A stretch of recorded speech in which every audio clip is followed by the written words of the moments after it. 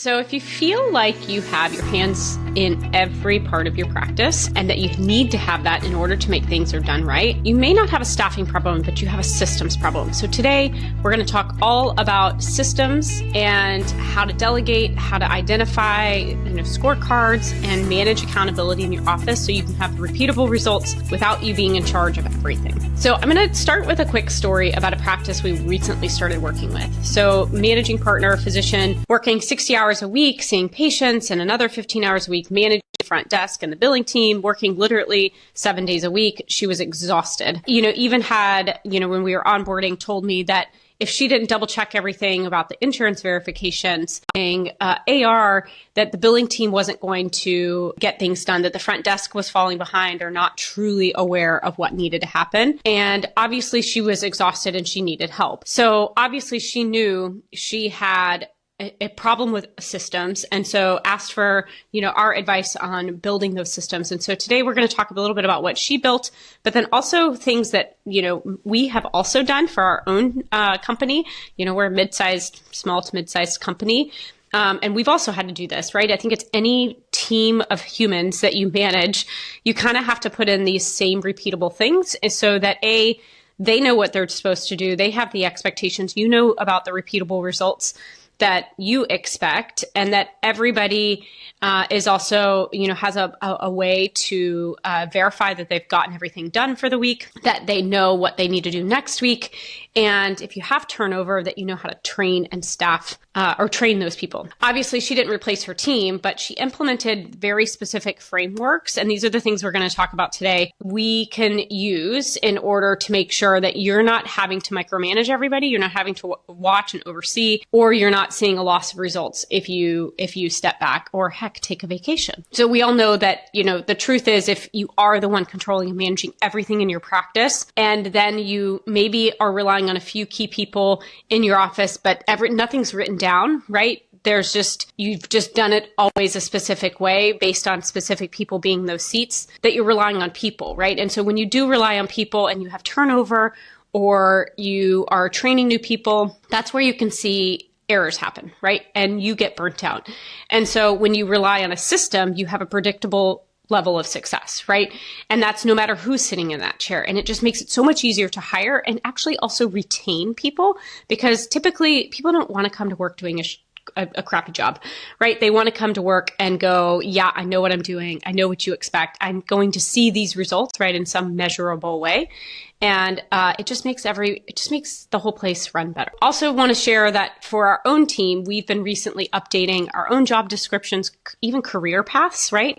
How do we have folks come into the organization, and then what is the expected growth path that they can expect for each of the roles, should they choose to have a desire to do that.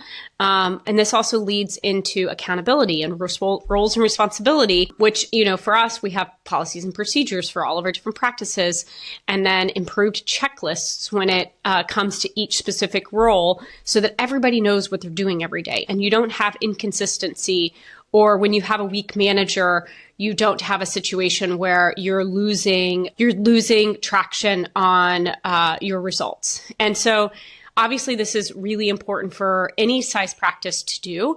And as you grow, it can also become even more important to have done this right from day one, because then you're building something, you have a good foundation. So you're building on top of that good foundation. And trust me, like when you're small and you're growing, it's easier to do this. And as you get bigger, if you don't have that foundation, it's really hard to go back. It's still possible. So if you're listening to this episode going, I have nothing, it is possible to go back and build this, but you do need to spend the time and dedicate the time to do it. And so that may mean, if you're seeing patients 5 days a week, that may mean weekends. But I promise as you get this into a pattern, you will be able to step off the gas pedal a little bit and take a breath and recognize that the people around you can help manage these things without you managing everything on your own. So today we're going to break down 3 specific high yield frameworks you can implement in your practice right now to build unbreakable accountability. which is what we're going after, right? And so we're going to borrow heavily from some proven methodologies like EOS, which is also called Entrepreneurial Operating System. EOS has a book called Traction. It's a good book. We use some of it. We don't employ all of that. I know that there's some businesses that live and breathe every ounce of that. And then we've just picked out what makes sense for our own team. So one of the things that I think is a good place to start, so say you have nothing or you're evaluating, what you maybe currently have in place that is started but not really fully baked, is I think it's really important to have and identify the functions in your office, right? So that can be your patient scheduling, your front desk, your MA or clinical team who's rooming patients and taking vitals, to your checkout, back to your front desk, to your back office support, whether that's, in-house billing or managing a vendor, and really understanding, okay, what are the groups that I want to have for my practice, the kind of the functions, and then within each of those functions, breaking that into subsets of things that happen in each of those areas. So, things like patient scheduling, answering the phone call, moving the patient through the office from check-in, back to be roomed, to check out, the billing process. All of these things require steps. And I think today with AI, and I think I'm going to do another episode on just like the AI tech stack that we're seeing practices use and that we ourselves are using. But with AI these days, you can go in and talk to Claude or, Manus. I typically like those two better than ChatGPT for this type of exercise, but you can go in there and say, hey, I'm a medical office of XYZ subspecialty, and I, see this many patients. I have these types of roles so far. Help me step out, the functions in my office and the steps in order to, make my day run smoothly, right? So you can start there by just outlining, okay, what is the scope, right? And again, you don't have to do all of this at once, but have AI help build you kind of the functions, the tasks that are involved in each of those functions.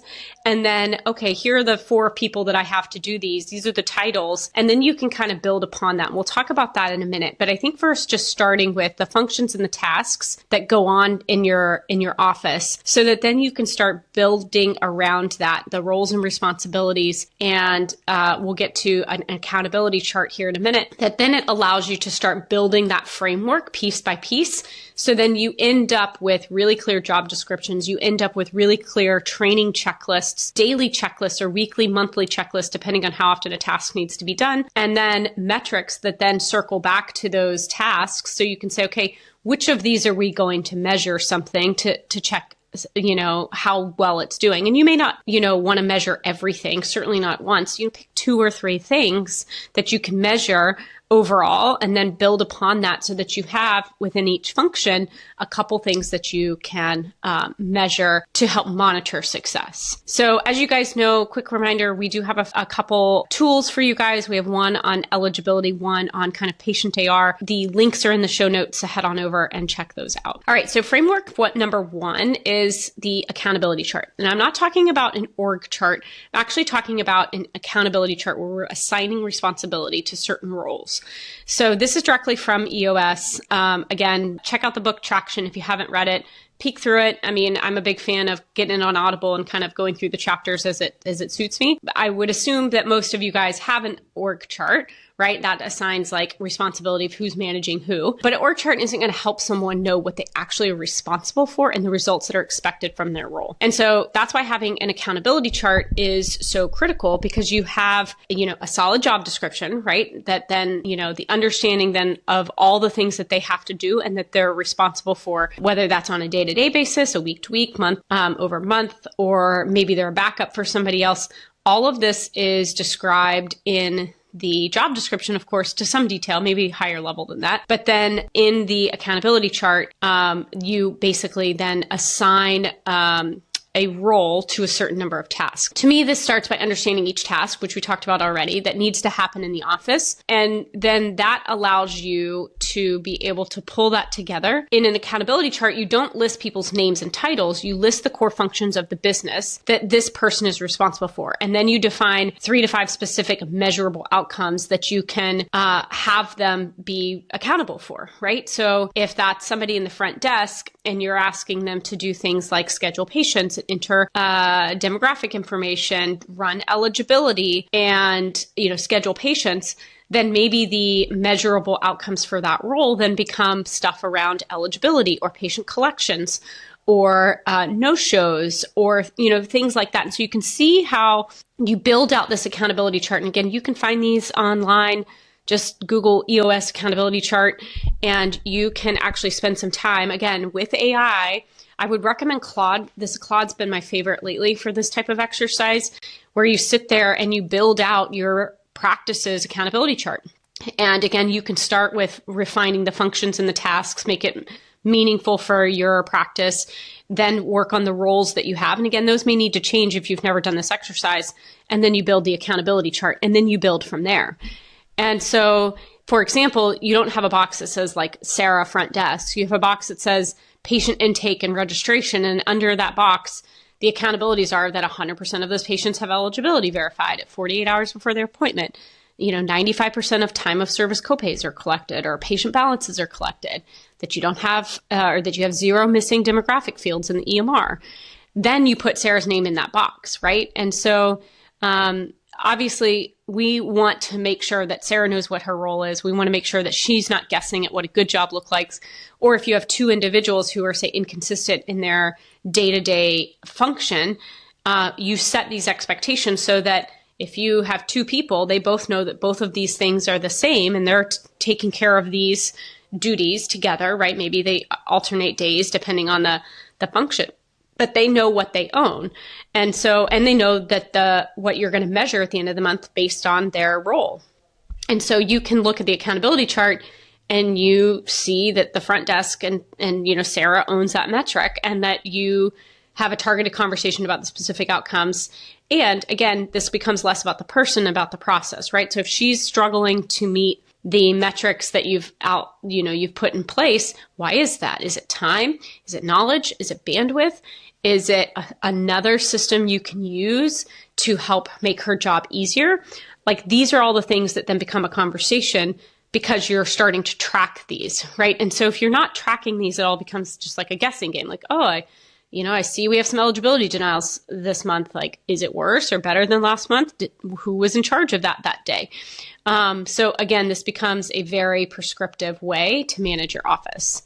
Obviously, if more than one person is accountable for a specific outcome, in my experience, nobody is held accountable. So the accountability chart really forces you to assign a name to an outcome. And again, that doesn't mean that you don't split responsibilities by different shifts or days of the week. Obviously, if you've got a front desk overseeing certain types of processes, you can look and go, okay, well, Monday, Wednesday, Friday, this role is going to do that. Tuesday, Thursday, this role, maybe you're switching off eligibility versus prior auth or whatever, depending on the size of your team. Again, leverage AI when it comes to thinking through these questions. Some prompts that I really like to use are, like be an expert healthcare consultant, and then give as much detail as you can, and then ask it to ask you questions one by one. Like, don't just let it run on its own. Ask it, okay, hey, can you ask me questions one by one before you get started that you have? And then it'll make you trigger like, oh, I should give this information or whatever. And again, I just like to say one by one because I don't like a list of questions. I want them to ask me one by one. So anyway, this is a very helpful tool and very good to use.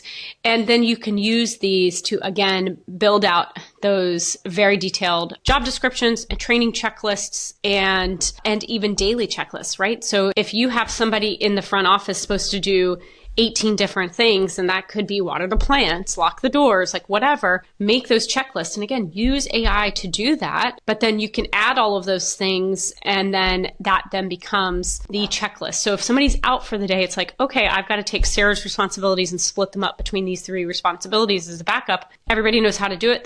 They've got the policy and procedures, they've got the checklists, and they make sure those things get done. All right, so framework number 2 is the KPI scorecard. So this is the second framework that I highly recommend. And this is how you manage the practice, right? You got to manage it using data instead of like a gut feeling or walking around. It also just, how if problems come and surface, right? Like, so if somebody comes to you and says, hey, we had some eligibility denials, you start to think, well, gosh, is it, terrible? Do we have terrible eligibility problem? Where in reality, maybe it was no worse than last month, or maybe it was actually better, but because you're talking about it, it makes it feel like it's a bigger issue than it is. And so don't go on feelings, actually have a KPI dashboard.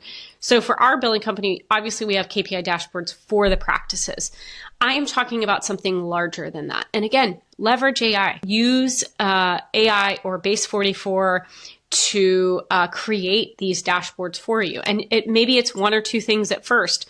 With Base 44, you can actually do APIs to other systems. Played around a little bit with this. And so that's an option if you are techie, or go find somebody on Fiverr to help build this out for you. It's an important part of your practice. In the beginning, this can just be an Excel spreadsheet. Honestly, does not need to be fancy. And Claude can even make you the Excel spreadsheet. And so again, the KPI scorecard is really about picking out the KPIs for your practice. So this could be wait times, this could be eligibility, this could be patient collections, this could be no-shows, this could be any of the billing metrics that we talk ad nauseum about, right? So charges, receipts, AR, clean claims, denials, all of that stuff. Again, if you have nothing today, start small, right? So obviously, your billing team should be providing you some sort of billing metrics, so that's a good place to start. But don't forget about the other metrics in each of the other functions, right? So front desks, rooming a patient, checking out a patient, all of those things can also have metrics built around them. And so important concept, obviously, that EOS talks about, but you do want to have a scorecard where it's a weekly report containing, maybe it's 5 to 15 high-level numbers. And again, build upon that. If you have nothing today, pick 3, and then add another 5 next month. And so these are high-level numbers to give you a pulse. And then you can trend those so that you can understand, do you want to add this as a project, right? So when KPIs fall below a certain threshold, you don't fire the staff member and fire the billing team. You say, okay, we've got a problem here. What's the root cause of this? And so doing an RCA, or root cause analysis, where you're evaluating then the issue that caused the problem, and then now we're working to correct the problem. And so again, with a good team, this is the system you get in routine with, right? Weekly, you're looking at these numbers. Maybe it's Monday for the week prior or Wednesday for the week prior. You're identifying the things that you need to put projects around. Okay, who's going to be in charge of these projects? How often are you going to be meeting? Are you going to be providing weekly updates? This is the system in order to manage issues in a practice and resolve them. Everybody's going to have issues. It just depends what day of the week, what those issues are. And this is a key mechanism to be able to help improve those. Obviously, if you don't have a scorecard, you're managing by exception, or whatever fires come across your desk, or whatever somebody brings up to you, or maybe it's a patient complaint, or gosh, the bank account now looks low, and you have all of these denials and you have AR piling up. That is reactive, and that is where people get burned out, and they're like, oh, I'm just going to sell the business, I'm out. And so, these are the things that if you put systems in place, it just gets so much easier to manage.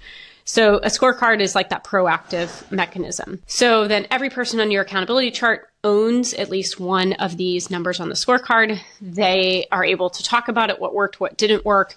And then you can use industry level benchmarks to help kind of manage where the target should be. So some examples for your front desk could be copay collection or balance collection rates, targeting 95% or higher. Again, eligibility verification rates. You can even add eligibility or prior auth denials. Obviously, for your billing team, we track and trend charges and receipts, adjustments, AR, and the different aging buckets. We do denials, we do clean claims, and a host of other different things. Now, for our clinical team, you may want to look at, so for your physicians, you may want to say, okay, what is the lag time for them to complete their documentation or sign out their charts, right? And so if you've set, 48-hour rule that they have to get those charts signed out, then what is the percentage of those happening? What about wait time, right? So if you say that you want a wait time of less than 10 minutes to get them back, maybe it's less than 5, maybe it's immediately, I don't know, depends on the practice, right? Then you set those expectations and you help set up the process so that is happening on a repeatable basis. Or if it's not happening, you understand why, and either it's the wrong target, and that may be, and that's okay, or it's the wrong process that you're now having to manage. So every week you review these numbers as a team. Numbers off track, then you don't obviously blame the person. Your question should be, well, what did Sarah do wrong? It's not that. It's what's the root cause of this, and how can we fix the system so it doesn't happen again, next week, next month. So when your team knows their numbers, they're being reviewed every single week, accountability happens. You then don't have to micromanage them because they know what they need to do in order to get it done. And the expectation is there. All right. And the last framework is who, not how, delegation. And I think if you get the other things in place first, this gets easier. I hear often like, oh, I can't delegate that. Nobody else knows how to do that. Or nobody cares about it as much as I do, or that nobody's going to care about my money as much as I do. And so you get into this, and I'm the same way. Like I can get controlling too, because I worry that if I don't babysit it, nobody else is going to care to.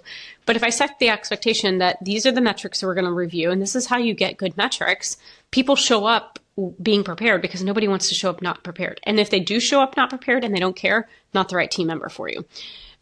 So the third framework is really how you delegate. And so there was a book, which I've talked about before, Dan Sullivan, Who, Not How. And premise is simple. When there's a problem, people often think, well, how do I fix this? And that's the wrong question. And so it actually should be, instead of you doing the work yourself, who can solve this problem for me? And so here's the catch. If you can't just hand the problem to someone and say, okay, good luck, eligibility denials, you're on point. That's not delegation, right? And so that's the hardest part of running a business. And maybe this is something that you have to learn, right? You have to understand the business. Maybe you have a number two, and so you're just seeing patients, but you have an office manager who's stellar at thinking and fixing these things. Then that may be your person. Obviously, it needs to be somebody knowledgeable and somebody who has been accountable for this. If you're still in the training mode, or you're small enough to where maybe those people don't have the experience yet, then you're going to have to be the one as the CEO, as the leader of the business, to be able to understand how to fix this process, or hire the right person who knows how to fix that process, and then delegate these tasks by creating the SOPs and creating the checklists. And so this assists in also training, right? A lot of things in a practice are still manual, but they're also things that people are doing over and over again. And so it also, like, the better you kind of start connecting all of these dots, the easier it's going to be to retrain people. Not have this fear of turnover, right? Turnover happens, like, not ideal, but you can make this happen because everything's organized. Here's what you do. Here's the checklists. Here's the metrics that show that these were done correctly. And I would say that this is a major thing for our team as well. And we spent a lot of time, really understanding this, not only at the practice level, but at the company level as well.